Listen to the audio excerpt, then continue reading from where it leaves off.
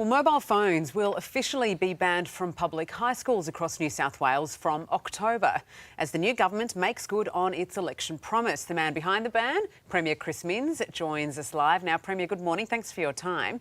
Now, you haven't wasted much time with this ban. Thanks, taking phones off kids is like pulling teeth. Tell me how this is going to work.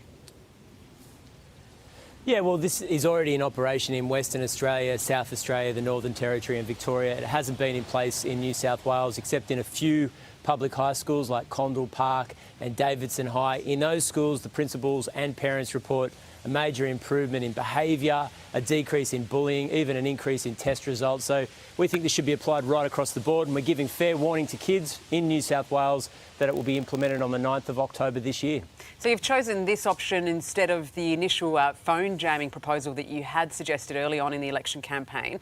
Is that still something you're considering?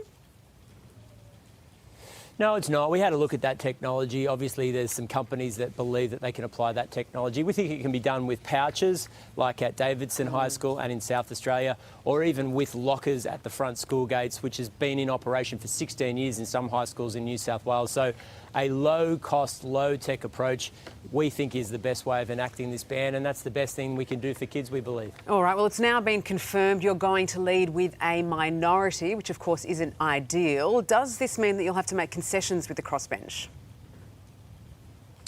Well, we've obviously got confidence and supply from 3 key crossbench MPs, which means that we can form a government in New South Wales, which we've already done. When it comes to legislation, we've already had in New South Wales a hung parliament for the last 2 to 3 years under the previous government, and of course legislation has to go through the Legislative Council in any event. So we'll put our agenda on the floor of the Legislative Assembly.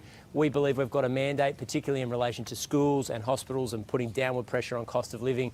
But of course we'll talk with those who've been elected by the people of New South Wales. You've got the support of some, but not everyone. Mark Latham is causing a few dramas. He's even labelled you vacuous.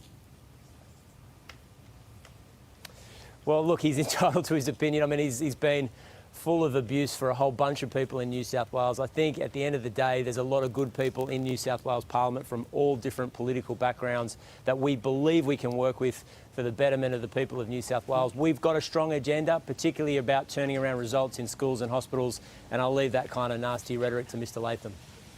Can I just ask you, Premier, are you going to follow the trend of your counterparts in the other states and hop over to China for a visit? No, that's not a priority for me or my government. We've got a lot of issues in New South Wales at the moment, and obviously with the new government in place, we want to hit the ground running, but it's mainly domestically focused at the moment. And when you look at the rising cost of living, whether it's tolls, whether it's the effects of privatisation, I've got my hands full right here in New South Wales. Seems like only a matter of time, and of course you would take the media with you, wouldn't you, Premier? Yeah. Look, when we announce such a trip, yeah, you bet, of course. But no, right now we're in New South Wales. I can probably take you up to the Northern Rivers if you want to come, Sarah. That'd be good. Oh, that sounds great. All right, I'm there. Love it. Hey, a Premier that takes the media along, we are here for it. Thanks so much for your time, Chris Minns. That sounds enticing, the Northern Rivers. Well, on the subject of China, it's issued a grim warning for a possible World War III following Russia's announcement to deploy nuclear weapons in Belarus. To discuss, we're joined by Malcolm Davis, Senior Analyst at the Australian Strategic Policy Institute in Canberra. Malcolm, good morning to you. It's a dire warning on a Monday morning, isn't it? Just how real is the threat? Look, I think it is a concern.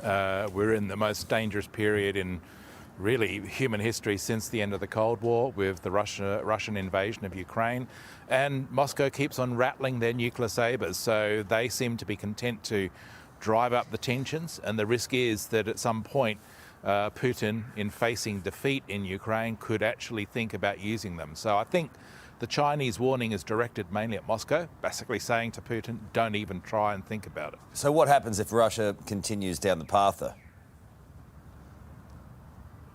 Well, look, I think NATO has to do 2 things here.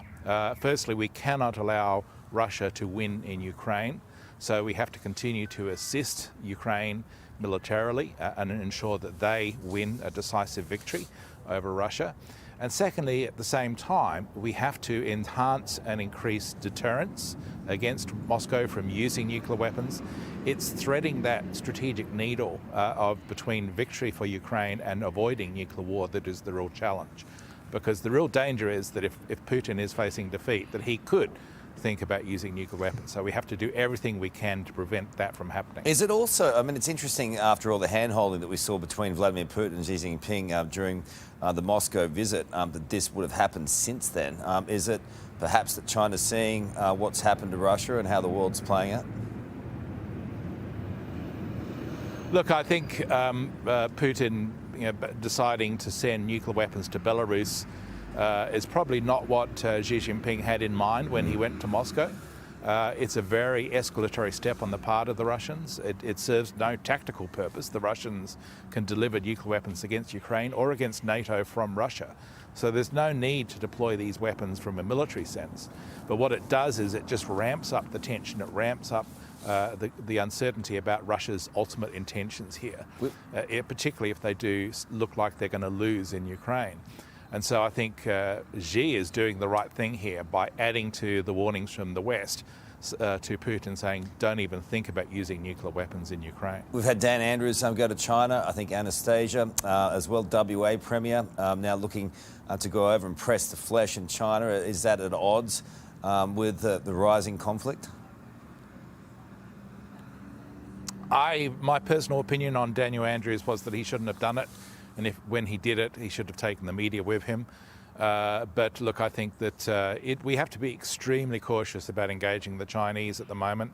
Their grand strategic ambitions haven't changed in terms of their desire to impose unification on Taiwan, probably sometime later this decade. That could generate a major conflict between China and the United States that could potentially bring Australia in as well. Hard not to engage, I think that though. it's really unwise. Hard not to engage, though, isn't it? Sorry, what was that? Isn't it hard not to engage with your biggest trading partner? Yeah, look, you have to engage. You have to engage cautiously and you have to engage open-eyed. So we shouldn't go into negotiations with the Chinese assuming that somehow there's a reset back to the early days of 2014, 2015 when relations were better. I think we are facing a totally different situation now and we have to be much more cautious in any engagement. Good to talk to you, Malcolm. Thanks so much. Sarah. Thanks, Carl. Well, after 10 consecutive interest rate hikes, there's hope a pause is just around the corner as the RBA prepares to meet again tomorrow. REA Group Senior Economist Eleanor Cray joins us live now. Eleanor, thanks so much for your time. Thanks for having me. How are you feeling about a rate rise? Are we likely to see one tomorrow?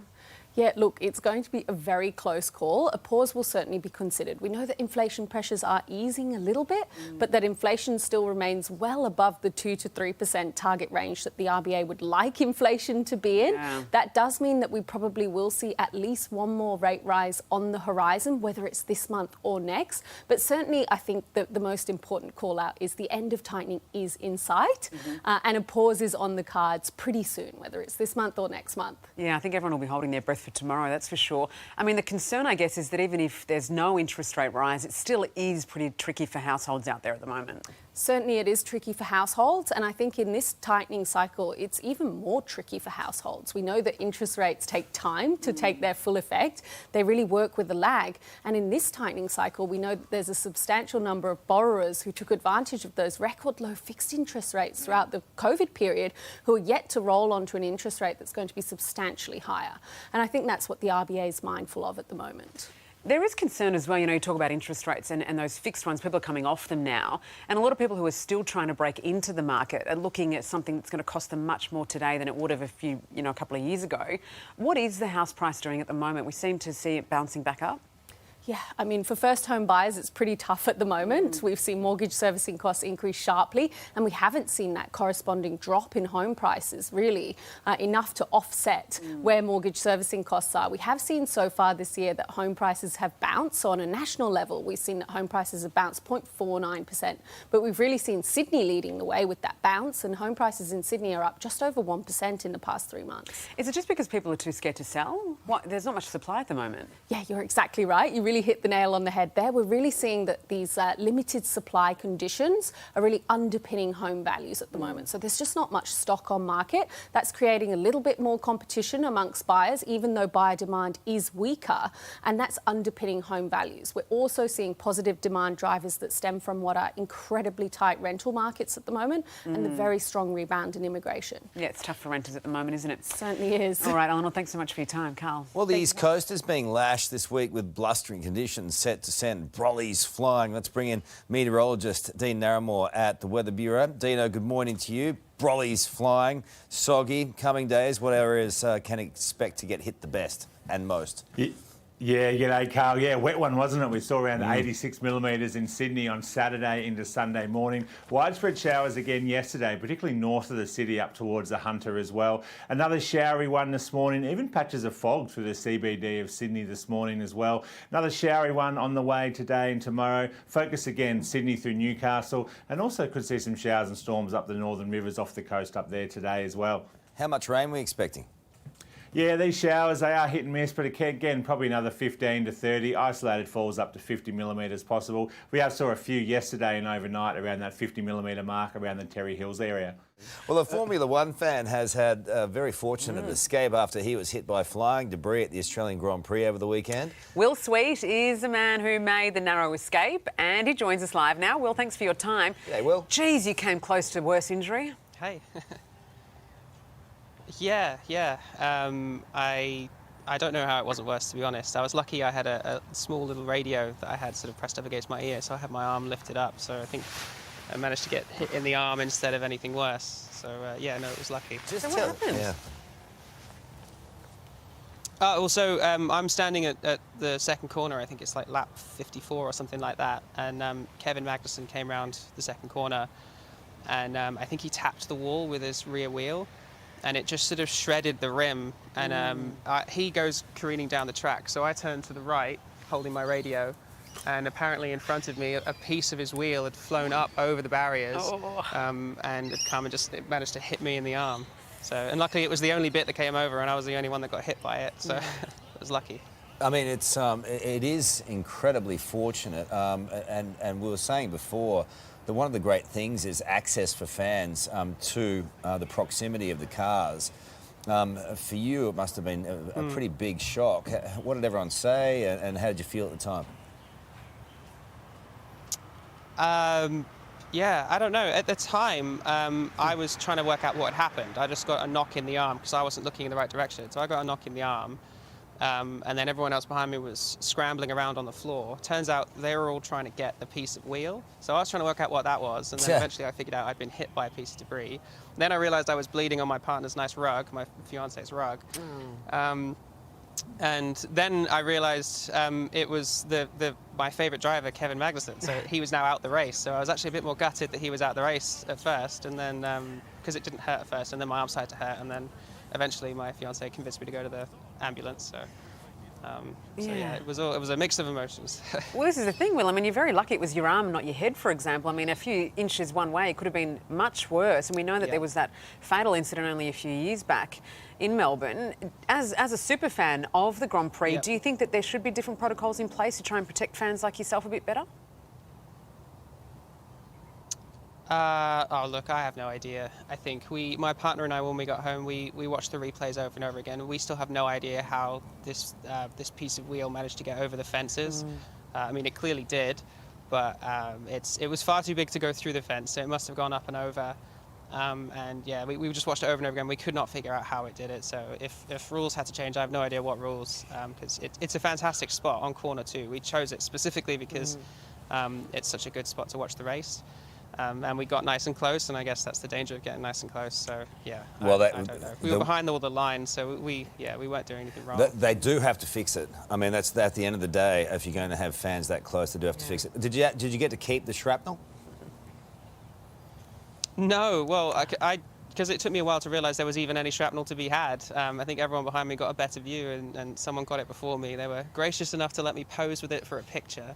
And then it disappeared off into the Grand Prix. So no, I didn't get to keep it. All right. Are you going to take it any further? Look, I don't know. This is literally day 2, just woken up.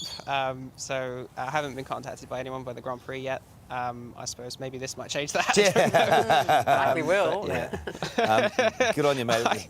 Yeah. It was a fantastic weekend. We're glad you're all right, and I'm sure there are going to be some decisions made on keeping fans safe, because that needs to happen. But you don't want it to change too much either, do you? Because it's so close. And it's finding that middle ground. Yeah. Joining us now is Donald Trump's former political aide and senior White House official, Omarosa Manigault-Newman. Omarosa, thanks for your time today. Now, Donald Trump was being investigated during your time as his aide in the White House way back then. Are you surprised by news of his indictment?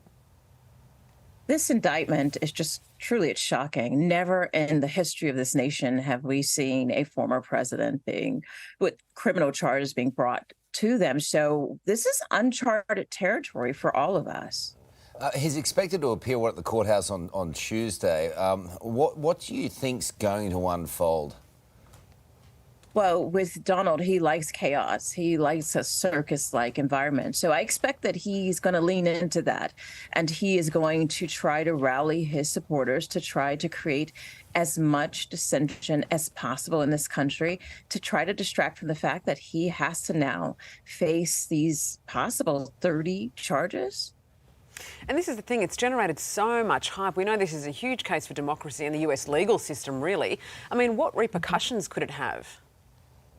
Well, from what I understand, one or two of the charges are possible felonies. And so at the very high end, he could face, jail time. At the very low end of that particular felony class, it's a bit of a slap on the wrist. So anything could happen in this situation. It seems to have been around for so long. I remember when I interviewed you a few years ago on 60 Minutes in Washington, D.C., it was around then. It was talked about. Why has it taken so long to prosecute? Well, I don't think anyone had the political will to prosecute a former president. I mean, certainly all of the facts were there. His former attorney, Michael Cohen, actually got convicted and went to jail for the same scenario. And so it's just a wonder that now, on Tuesday, for the first time, we'll see Donald going into the courthouse, being booked, getting a mugshot, fingerprinted. All of this is just, it's kind of crazy town right now. Yeah, it is a bit crazy, isn't it? Especially when we're watching on. I mean, are you a bit concerned about Donald now? He's obviously rallying the troops. He's asking for donations. I mean, what are we expecting, I guess, in the next few weeks? I wouldn't call it concern. I'm more concerned for our country, for our democracy, and what this means going forward. But with Donald, he's going to grift. He's going to raise money off of this. He's going to try to rally his troops, and he's going to go for another run at the White House. And with his following, they're unshakable. I believe that they'll be there for him through this whole process. But how will our country survive it is the real important question for me, Kyle and Sarah. Would you work with him again? That look says it all, doesn't it? Hey, great to see you. You're always starting something. Cheeky. Great to see you again. We'll talk to you real soon. Hey there, Today fans. Sarah and... What's my name again? Oh my God, Carl. Hey, thanks for watching our YouTube channel, though. Subscribe now for more news, special reports, and amazing Aussie stories. And Carl misbehaving, Whoa, of course. that never happens. Always happens. What's she talking about?